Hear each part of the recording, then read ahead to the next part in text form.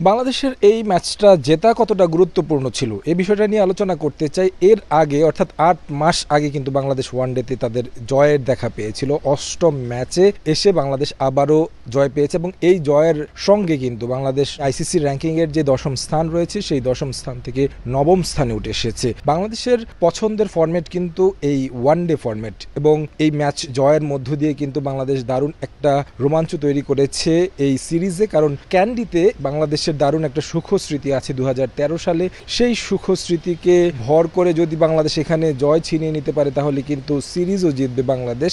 ২০১৩ সালে বাংলাদেশ যখন জয় পেয়েছিল, মুশফিকুর রহিম যখন ডাবল সেঞ্চুরি করেছিলেন টেস্টে, সেই সময়কার কথা বলছি। এবং ক্যান্ডিতে আসলে বাংলাদেশের যে ম্যাচটা হয়েছিল সেটা তাদের প্রতিপক্ষ যারা ছিলেন বলা চলে যে মহা তারকায় ঠাসা ছিল শ্রীলঙ্কা দলটা। সাঙ্গাকারা, মাহেলা, মালিঙ্গা, থিসারা পেরেরা, তাদের মতো ক্রিকেটাররা সেই দলে ছিল এবং সেই দলকে হারিয়ে কিন্তু বাংলাদেশ জয় পেয়েছিল। এখন আসলে বাংলাদেশের সামনে লক্ষ্য থাকবে যে এই জয়টা বাংলাদেশের ক্যান্ডিতে সেই পুরনো অভিজ্ঞতাকে পুঁজি করে একটা ভালো স্মৃতি উপহার দেওয়া। পাশাপাশি আরেকটু বলতে চাই, সাম্প্রতিক সময়ে বাংলাদেশ যে খারাপ অবস্থার মধ্য দিয়ে যাচ্ছে, ট্রানজিশন পিরিয়ডের কথা বলা হচ্ছে। সনাত জয়সূরি আসলে বলছিলেন যে আসলে বাংলাদেশ কেন, শ্রীলঙ্কাও এরকম একটা পরিস্থিতির মধ্য দিয়ে গেছে, তবে বাংলাদেশকে বের হয়ে আসতে হলে ক্রিকেটারদের যেমন দায়িত্ব পালন করতে হবে, একই সঙ্গে কিন্তু টিম ম্যানেজমেন্টকেও তাদের দায়িত্বটা পালন করতে হবে, বোর্ডকে দায়িত্বটা পালন করতে হবে, তাদের উপর আস্থা রাখতে হবে। বাংলাদেশ প্রথম ওয়ানডেতে যেভাবে খেলেছিল, যেভাবে স্টার্ট করেছিল, জেতা ম্যাচটা কিন্তু বাংলাদেশ হেরেছে এবং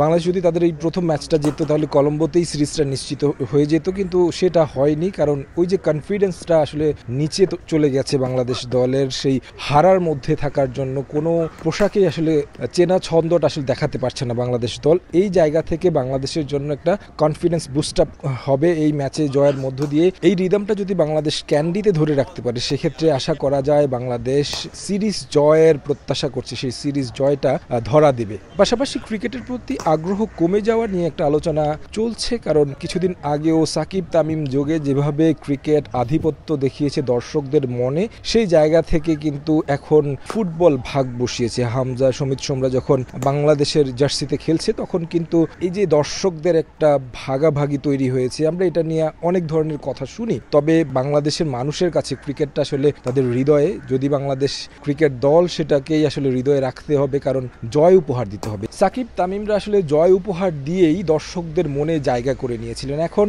ফুটবলেও তেমনটা হচ্ছে, তবে ক্রিকেট হৃদয়ে রয়েছে দর্শকদের, সেই জায়গায় থাকতে হলে নিশ্চয়ই মিরাজদেরকেও আসলে জয় উপহার দিতে হবে, তাছাড়া আসলে কোনো উপায় নেই। তারেক হাসান শিমুল, সময় সংবাদ, ক্যান্ডি, শ্রীলঙ্কা।